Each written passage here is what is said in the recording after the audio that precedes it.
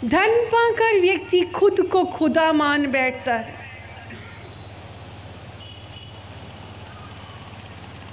उसे ऐसा लगता है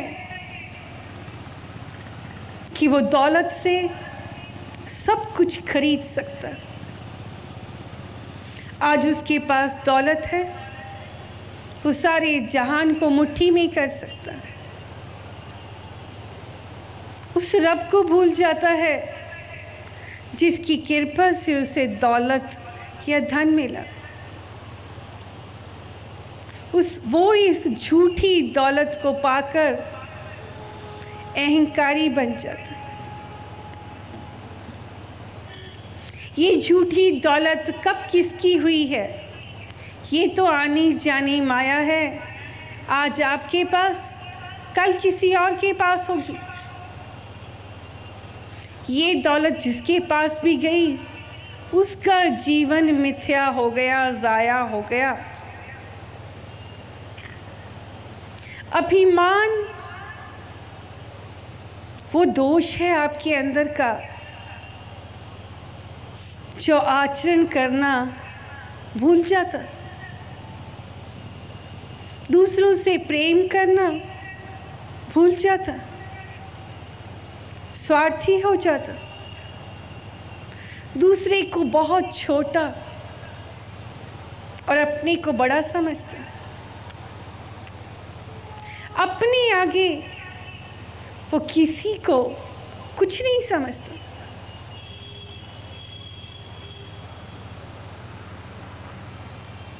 दौलत का जुनून उसकी बुद्धि भ्रष्ट कर देता। अच्छे बुरे की पहचान उसे नहीं होती। दौलतमंद इंसान कोई भी गलत कार्य करने से झिझकता नहीं। उसे तो सिर्फ दौलत चाहिए। सिकंदर, जिसे सिर्फ दौलत और जमीन, बड़ी से बड़ी जमीन का मालिक बनने की चाहत थी, इस जुनून में उसने बहुत लूटमार की। बेशुमार दौलत और बेशुमार जमीन का मालिक तो बन गया, पर उस दौलत से वो 2 सांसें नहीं खरीद सका। जब वो बीमार हुआ, उसी की दिली हसरत थी, चाहत थी कि ये खुशी जाकर वो अपनी माँ को बताए।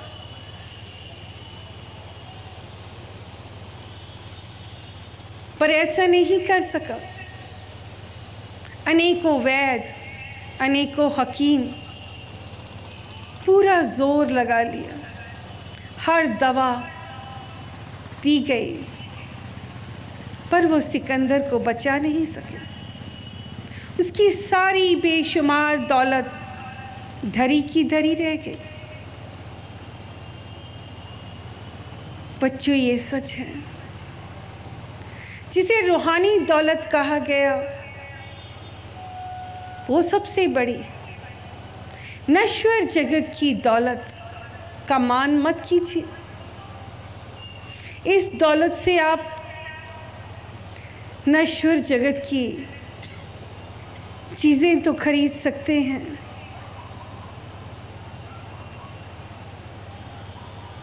पर उन चीजों में सुख नहीं। बच्चों, कीमती से कीमती बिस्तर आप खरीद सकते, शनील का बिस्तर, पर आपको नींद नसीब नहीं होगी। आज संसारिक प्राणी नींद को तरसता है। महल मिल सकते हैं, ऊंचे मकान, बड़े मकान खरीद सकते हैं, पर घर नहीं मिलेगा। घर जो परिवार से बनता है, परिवार जो कुछ सदस्यों से मिलकर बनता है, अगर उसी घर में आप सबका आपसी प्रेम ना हो, प्यार ना हो, रिश्ते एक डोर में बंधे ना हो, वो घर नहीं। घर रिश्तों से और प्यार से मिलकर ही बनता है। तो बच्चों, दौलत से आप मकान महल तो बना सकते हैं, पर एक घर जो रिश्तों से बनता है वो नहीं बना सकते। भोजन, ये सच है कि दौलत से आप राजसी भोजन खा सकते हैं, खरीद सकते हैं, पर भूख नहीं पा सकते। जी हाँ बच्चों, जब इंसान के पास धन आता है उसकी भूख उड़ जाती। मनोरंजन के सामान बड़े बड़े आप दौलत से खरीद सकते हैं, पर सुख नहीं। वो सारा मनोरंजन उतनी देर का है जितनी देर आप तमाशा देख रहे हैं अपनी दौलत से, अपने पैसे के दम पर।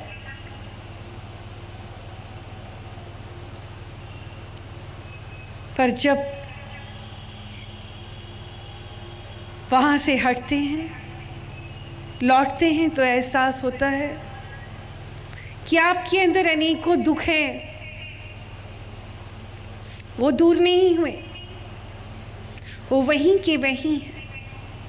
वो मनोरंजन भी कुछ देर का है, उसे सुख नहीं खरीदा जा सकता।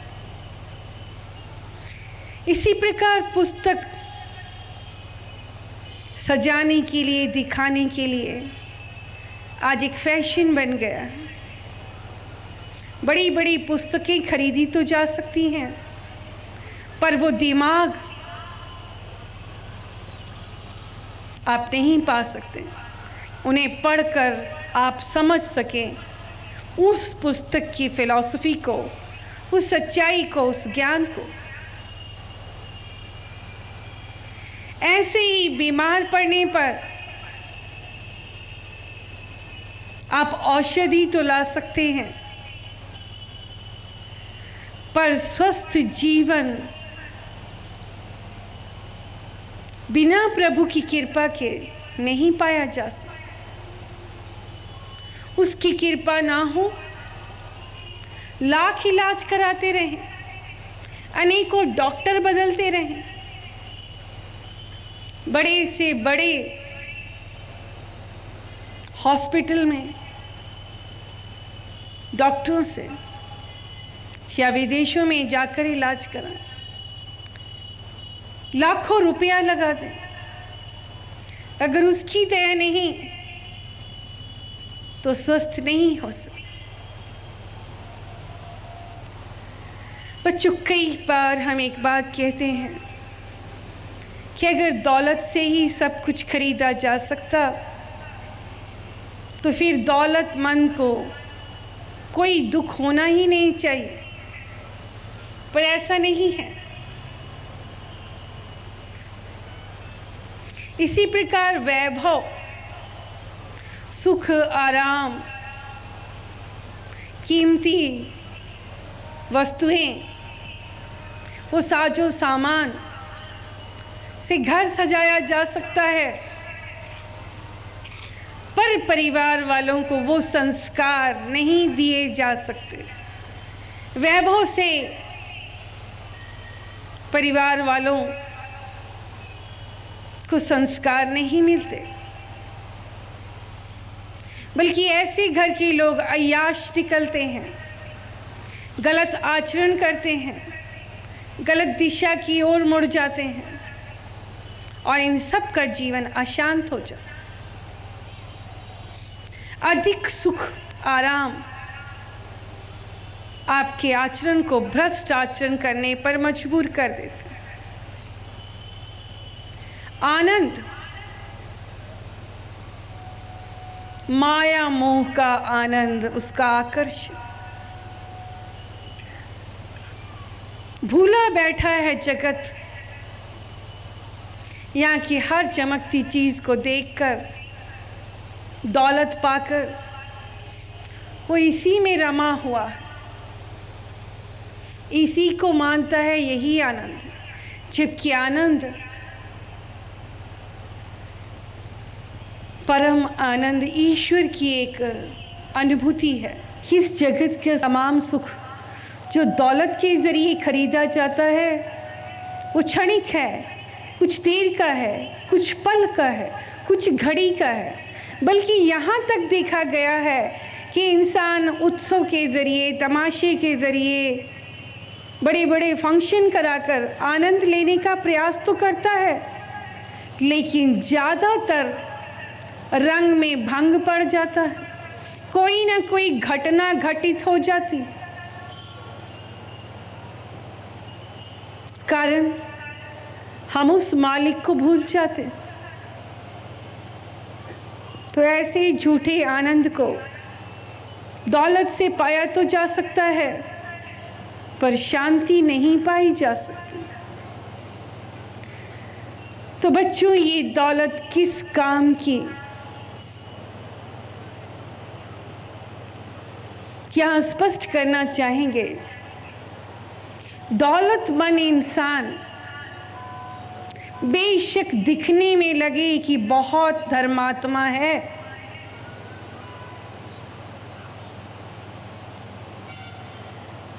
लेकिन अगर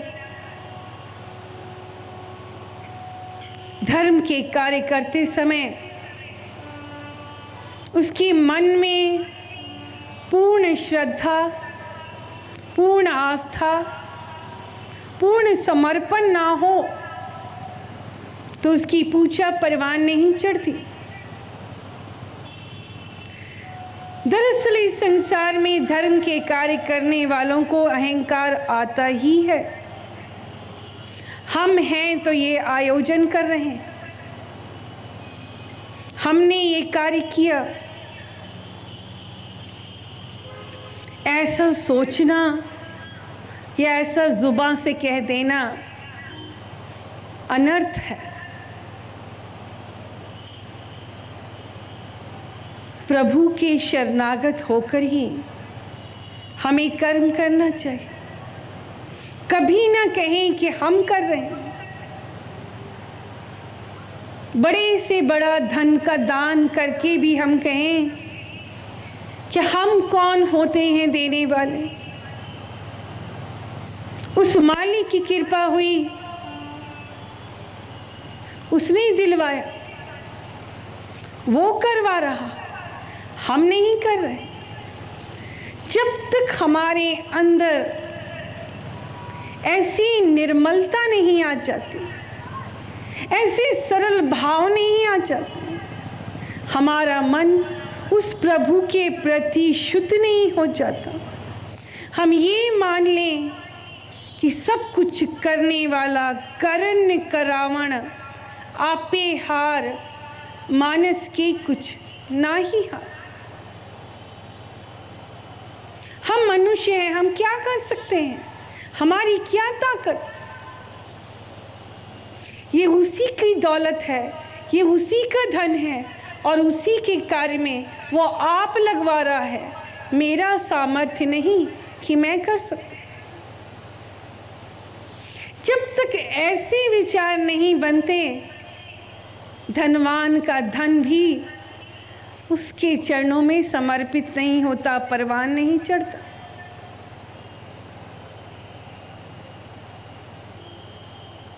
बच्चों, इतिहास प्रमाण देता है, इस धरती पर राजा हरिश्चंद्र बेशुमार दौलत, महल, नौकर, चाकर, हीरे जवाहरात, सोना चांदी, अपार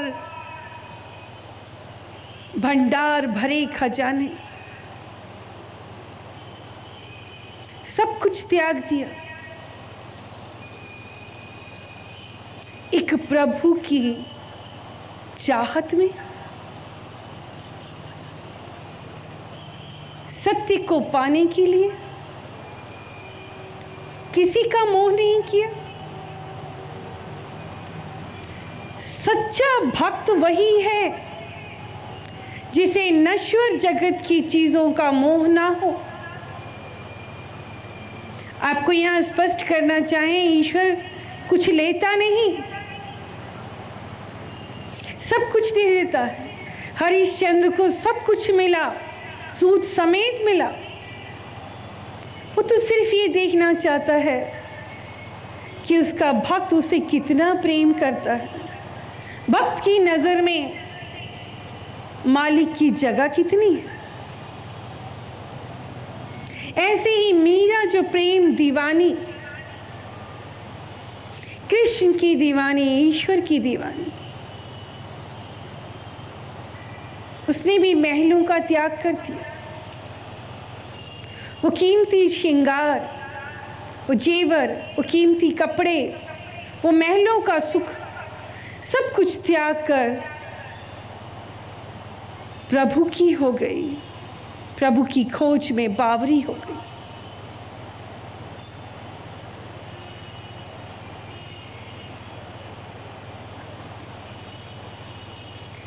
बच्चों, जब हम ये भूल जाते हैं कि आज हम जो कुछ हैं, मेरा क्या है, ये तेरी कृपा है, फिर हम तुझे कैसे भूलें। जो उसे याद करते हैं, उसकी इनायत पाकर, उसकी दया पाकर, उसकी रहमत पाकर, वो उसके उतने ही करीब हो जाते हैं। और जो भुलेवे में रहते हैं, 4 दिन की दौलत पाकर वो जीवन मिथ्या करके चले जाते। इस जगत में बहुत से ऐसे लोग हैं जो पद का, औहदे का अभिमान करते। किसी को भी कोई कुर्सी मिली, कोई औहदा मिला, कोई बड़ा पद मिला, ये भी उसी की इनायत है, उसकी रहमत है। उसका बारंबार शुक्राना कीजिए कि मालिक तेरा शुक्र है, तूने इतना ऊंचा औहदा दिया। अब ऐसी कृपा कर कि इन हाथों से, इस कलम से जनमानस का कल्याण कर सकूं।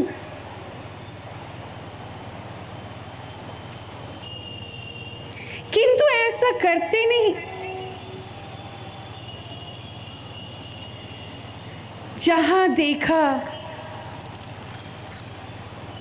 हमारी फील्ड, हमारा क्षेत्र बढ़ गया, हमें जानने वाले लोग ज़्यादा हो गए, हमारी वाहवाही है, हम मशहूर हो गए। अनेकों पद, कोई फैक्ट्री का मालिक बन जाता है, कोई ठेकेदार, कोई कमिश्नर, कोई मंत्री, कोई एमएलए, कोई विधायक, कोई बहुत बड़ा सेठ या व्यापारी।